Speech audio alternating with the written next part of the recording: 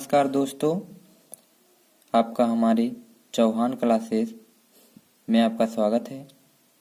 आइए हम बिना समय व्यतीत हुए क्लास 10th के चैप्टर नंबर 5 अर्थमेटिक प्रोग्रेशन को शुरू करते हैं।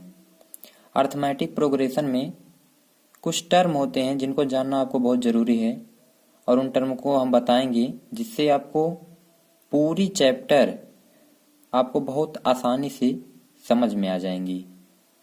तो चलिए शुरू करते हैं। सीक्वेंस क्या होता है? Sequence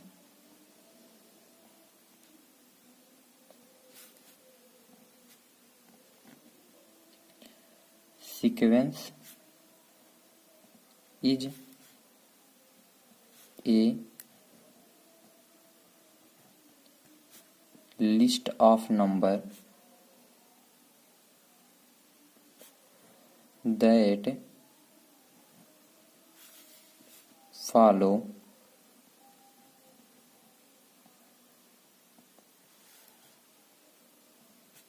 a certain rule।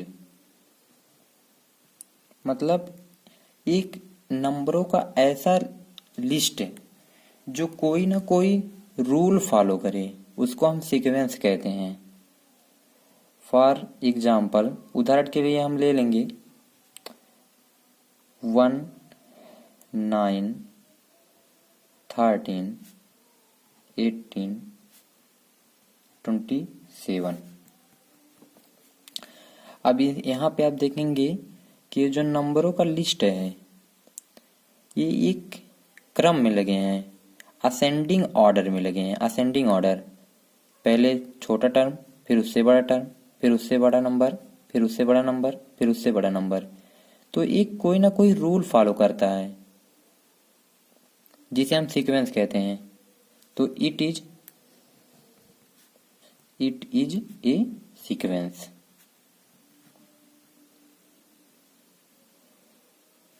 Sequence.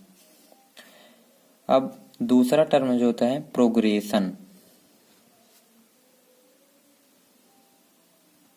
Progression क्या होता है?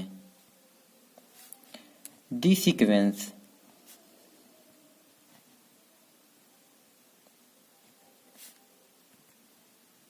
whose टर्म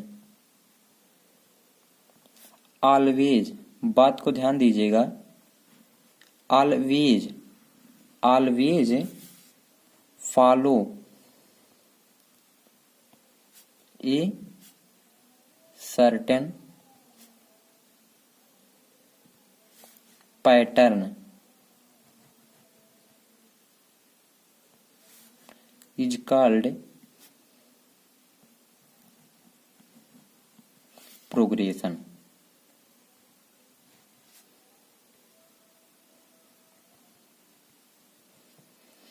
यहाँ पे क्या होता है, एक ऐसा सीक्वेंस जिसकी term always follow a certain pattern and certain rule is called progression.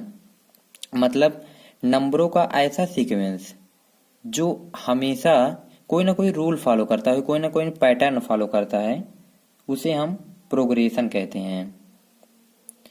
Sequence में क्या होता है, सीक्वेंस में नंबरों का लिस्ट होता है जो एक सर्टेन रूल फॉलो करता है। जैसे यहाँ पे देखेंगे 1 9 13 18 27। ये जो नंबरों का लिस्ट है वो असेंडिंग ऑर्डर में लगा हुए हैं। और यहाँ पे क्या होता है, प्रोग्रेशन में सीक्वेंस ही अर्थ प्रोग्रेशन बन जाता है। कब? जब सभी टर्म, सीक्वेंस के सभी टर्म कोई ना कोई पैटर्न या रूल फॉलो करते हैं। अब आगे बढ़ते हैं और जानेंगे एपी क्या होता है। एपी को अर्थमेटिक प्रोग्रेशन कहते हैं, जिसे हम शॉर्ट फॉर्म में एपी से डिनोट करते हैं। मान लीजिए A1 A2 A3 A4 ... AN अब इसमें क्या होते हैं एपी में कि फर्स्ट टर्म और सेकेंड टर्म, अगर हम माइनस करते हैं सेकेंड टर्म में से फर्स्ट टर्म को माइनस करेंगे तो कोई ना कोई कांस्टेंट आएगा, जिस कांस्टेंट को हम कॉमन डिफरेंस कहते हैं और उसे हम डी से डिनोट करते हैं। अब देखेंगे A2 माइनस A1 अगर हम करेंगे तो एक कोई ना कोई कांस्टेंट आएगा जिसको हम D से डिनोट करते हैं, D से। और उसी तरह हम A3 minus A2 equal to C, D से A4 माइनस A3। अब ये जो कॉमन डिफरेंस जो निकल के आएंगे ये सभी सेम होंगे।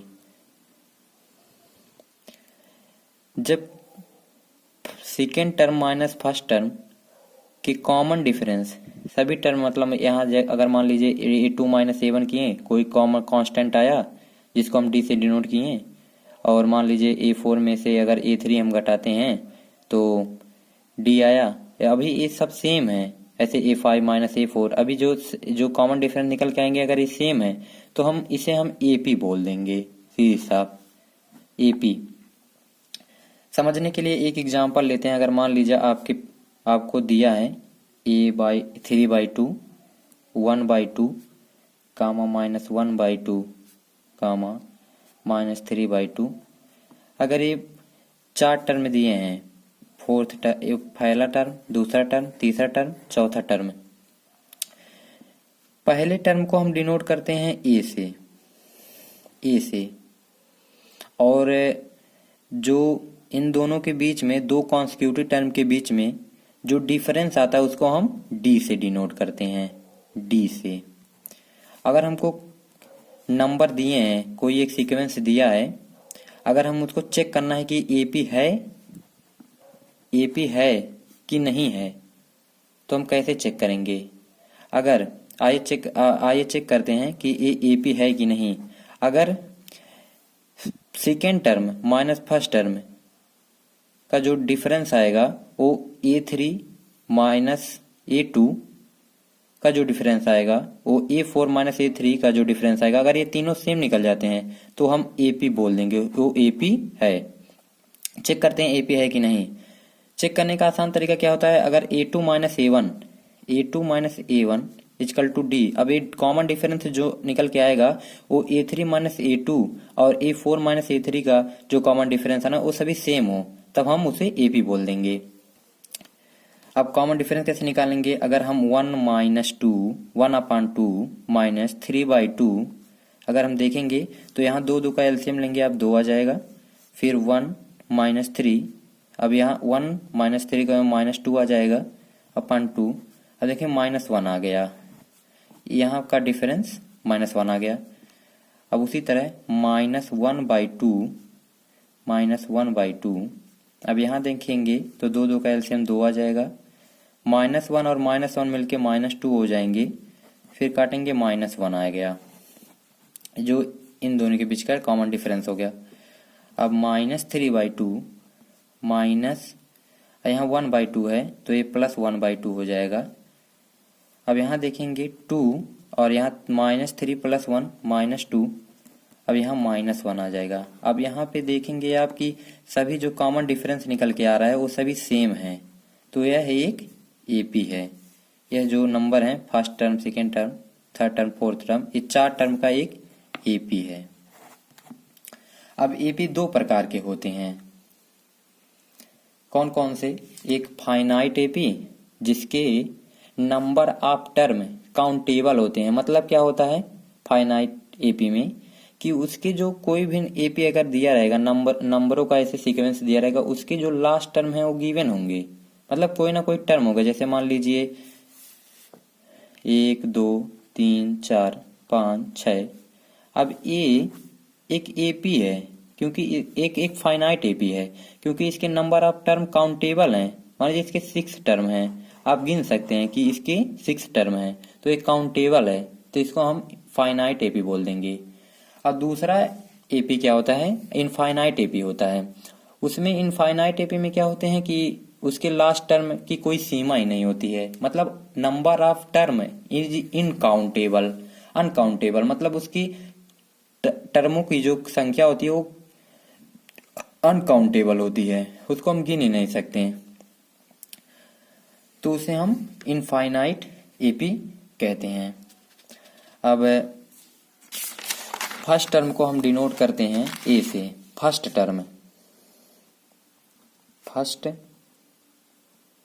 Term is denoted by A. First term को हम ए से डिनोट करेंगे, ए से। और जो कॉमन डिफरेंस जो होता है दो कॉन्सिक्यूटिव टर्म के बीच का, COMMON कॉमन डिफरेंस को हम डी से डिनोट करेंगे, डी से। फर्स्ट टर्म को ए से डिनोट करेंगे और जो दो टर्म के बीच का कॉन्सिक्यूटिव डिफरेंस आएगा उसको हम डी से डिनोट करेंगे। कॉमन डिफरेंस निकालते कैसे हैं? अगर मान लीजिए A1, A2, A3, A4 का चार टर्म का अगर कोई एपी दिया है तो A2 माइनस A1 अगर हम कर देंगे तो D निकल जाएगा। आप बहुत आसानी से निकाल सकते हैं। आइए कुछ एग्जाम्पल लेते हैं जिससे आपको एपी के कॉन्सेप्ट को समझने में आसानी होगी। मान लीजिए आपको दिया है ए मतलब फर्स्ट टर्म आपको 10 दिया है और जो कॉमन डिफरेंस जो होता है वो 10 दिया है। तो आपसे कोई पूछ ले कि मतलब तीसरा टर्म बताइए, आप कैसे बताएंगे? तो इसके लिए एक फार्मूला होता है nth term a plus n-1 into D.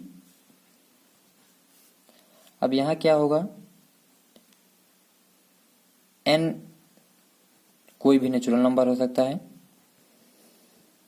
Natural number, और d आपको पता है कॉमन डिफरेंस।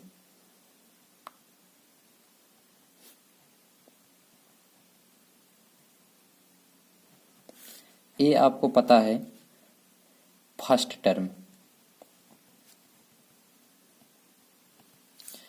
आपको अगर किसी भी एपी के फर्स्ट टर्म पता हो और उसका कॉमन डिफरेंस पता है तो आप कोई भी टर्म निकाल सकते हैं। मान लीजिए आपको फर्स्ट इस एपी का पहला टर्म पता है जो 10 दिया है, दो और कॉमन डिफरेंस जो है 10 दिया है। हमसे A3 कोई पूछ लिया तो A3 का हम निकालने के लिए इसी फार्मूले पर हम रख देंगे an equal to a plus n-1 into D. अब अगर A3 निकालना हो तो A3 इजकल टू, अब यहाँ पे रिप्लेस कर देंगे, a बराबर हमको 10 दिया है तो 10 रख देंगे, प्लस लगा है प्लस लगा देंगे, n की वैल्यू मतलब हमको 3 दिया है तो यहाँ 3 रख देंगे, -1 है तो 1 कर देंगे और कॉमन डिफरेंस 10 दिया है तो 10 हो जाएगा। तो A3 निकल के आएगा 10 प्लस 3 में से -1 करेंगे तो 2 और 2 इंटू 10 तो ये हो जाएगा 10 प्लस 2 इंटू 10 ये 20 आ जाएगा। तो A3 इजकल टू हो जाएगा 30, ये इजकल टू 30 हो गया। उसी तरह अगर आपको मान लीजिए A4 कोई कर दे, कह दे A4 क्या होगा, तो आप वही फार्मूला लगाएंगे फिर से, A4 क्या होगा, अब वही फार्मूला लगाएंगे फिर से, an equal to a plus n-1 into D. आपकी n की जगह क्या रखना है 4, क्योंकि हमको चौथा टर्म चाहिए, फोर्थ टर्म चाहिए। तो सीधी साहब आप इस फार्मूले पर रख देंगे n की वैल्यू 4 इजकल टू a क्या दिया है 10, तो 10 हम रख देंगे, प्लस है प्लस लगा देंगे, n की वैल्यू हमको 4 दी है तो 4 रख देंगे, -1 इंटू डी क्या है कॉमन डिफरेंस 10 है तो 10। अब A4 निकल के आ जाएगा 10 प्लस 4 -1 हो जाएगा वो 3 और 3 इंटू 10 30, तो A4 हो जाएगा 40। आप समझ सकते हैं कि अगर किसी भी टर्म, किसी भी एपी के पहला टर्म और कॉमन डिफरेंस अगर दिए हैं तो आप कोई भी टर्म निकाल सकते हैं। अब जानेंगे कुछ कॉन्सेप्ट जिसके मदद से आपकी कैलकुलेशन इजी हो सकती है। अब वो डिपेंड करती है सिलेक्शन ऑफ टर्म पे। अगर मान लीजिए आपको कोई 3 टर्म अगर मानना है एपी में, तो आप हमेशा लेट करिएगा अगर 3 टर्म, मतलब अगर ऑड नंबरों की टर्म अगर दिए हैं एपी में, अगर मान लीजिए n इक्वल टू 3, मतलब नंबर ऑफ टर्म 3 हैं, तो आप मानेगा उसको a minus D comma A plus D. आप हमेशा मानिएगा, क्योंकि इससे जो होते हैं इन अगर 3 टर्म के एपी हैं तो आप अगर इसको मानेंगे, मतलब पहला टर्म a माइनस डी और दूसरा टर्म a और तीसरा टर्म a प्लस डी, तो आपकी कैलकुलेशन इजी होगी।